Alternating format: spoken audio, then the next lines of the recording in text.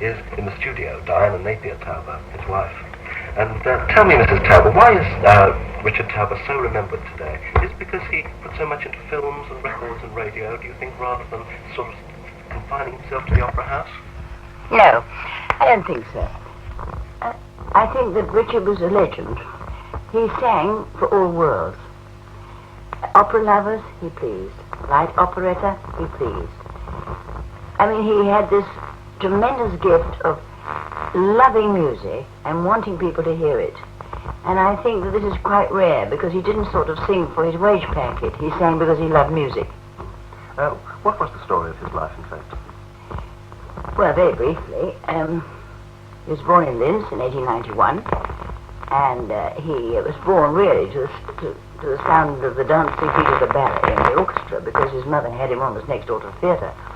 And he was brought up absolutely loving. When he was about 7 years old, he used to get all the pots and pans and saucepans and conduct his own orchestra. And then he was fortunate enough that his father, he was illegitimate actually, but his father suddenly heard about him and adopted him and brought him up to be a very good musician and conductor. But he wanted to be a singer. And his father said, well, isn't it better to be a good conductor than a bad singer? He said, no, I'm going to be a good singer. I think he was. Yes, I noticed this, in fact. He did, in fact, conduct later in his life, didn't he, as well? No, he conducted very early on in his life. He conducted his first orchestra, he conducted around 1913 or 1914. And then, of course, in the war, he conducted the London Philharmonic. He was a very fine conductor. When he was conducting Gay Rosalinda at the Palace Theatre during the war, he used to sort of sing while he was conducting, you know. I was wondering, the other singers, I mean, how did they take this emphasis on radio and films, of course? Richard or other singers? The other singers, how did they take this emphasis on it? I mean, did they think it was a good thing, or did they distrust him a bit for it, perhaps? Well, I don't really think I can talk about other singers, can I? All I can talk about is how Richard just loved, you know, any media. What about these films, though? I mean, couldn't he have sung music which was more satisfying to him in the opera house than in the films? Or did he really get the same amount of kick out of singing? No. No. Richard loved, really his first love, and I think his last love, was opera. But then you must remember, he was the Viennese boy. He loved the little team melody, the Strausses, the Colemans, the Lehars, and this was appeal to the childishness in him, and the thing that I think made him terribly popular, because he loved people, and people loved him. But his real love was opera. And German opera, particularly. German opera, particularly, yes. In fact, we've got him here singing an aria from Madame Butterfly. This comes from an Ember record, Great Voices of the Century.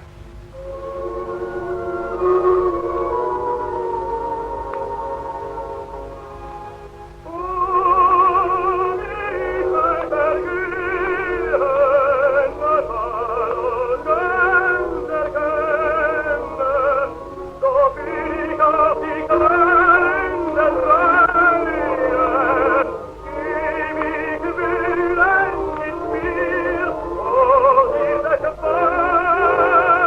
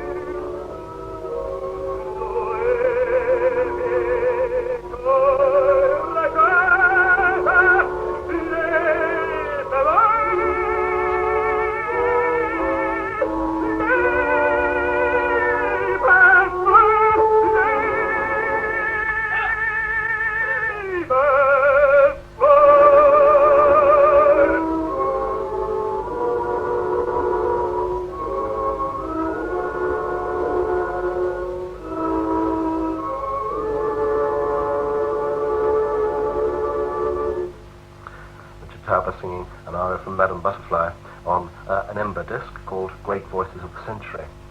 And I realised that I'd been a bit remiss because very early on I promised, in fact, to let you know the telephone number that you could ring up if you wanted to ring up, which is 499-5842. 499-5842. But tell me, Mrs. Tauber, in fact, what was Richard like as a person? Well, he was, I think, without question, one of the most generous people that I have ever had the pleasure to know. He was completely honest. His misdemeanors or his infidelity, he was completely honest. He used to feel that being his wife, I should understand everything about him, and therefore I should forgive or condone. And in a way, you did, because you loved him very much, and I don't think you could really treat a genius, and he was a musical genius, let's face it, the same way as an ordinary human being. I really don't think you can, because they think differently. And they have to be inspired, and they can't go on being inspired by one woman. They've got to have a few other inspirations. I think his great affection that his public had for him was this tremendous love he had of singing. He used to bounce onto the stage in a concert platform and say, well, here I am. I'm here for you, only for you. And I think this was his endearing quality, because he was a very terribly human person. And he wasn't a bit snobbish, or he wasn't a bit high-hat. He always comes across in his films as a man of tremendous energy. Oh, his vitality was fantastic. I mean, he'd think nothing, of rehearsing all the morning, going to a cinema in the afternoon, which he was mad about, rehearsing again in between the shows, going back to a cinema early afternoon, and then sing a complete opera. He used to go to the cinema twice a day. Yes, twice a day he used to go to films. He was mad about films. I don't know, I think if he had been alive today, he'd have had at least 6 televisions all around every room in his house. And one always thinks of opera singers as leading an extremely sort of gay, romantic kind of very luxurious life. Was this the sort of life he led? Yes. I remember in the coronation year, we had a house in London with butlers and this and that and the other thing, and chefs. And really and truly, he hardly was there, because he used to like to go to the Savoy Grill, smile at everybody, see people. Every waiter was schnappler to him. When he died, the head porter at the Dorchester Hotel, and I had no money because he left no money, said to me, don't you worry about the telegrams you've got to send. He sent off £20 worth of telegrams and paid for it himself.